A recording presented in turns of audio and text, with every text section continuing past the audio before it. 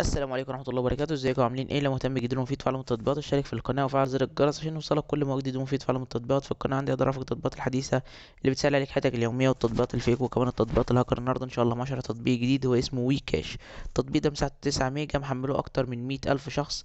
التطبيق ده خاص بالالعاب وخاص باستطلاعات وخاص بحاجات كتيرة انت بتخش تعملها على التطبيق، بتقدر من خلالها ان انت تكسب فلوس.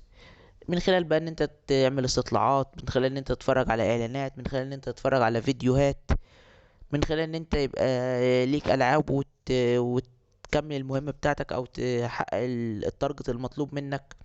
كل الحاجات دي لما بتعملها وبتخلصها بيكون ليك ارباح بتكسبها، اموال حقيقية.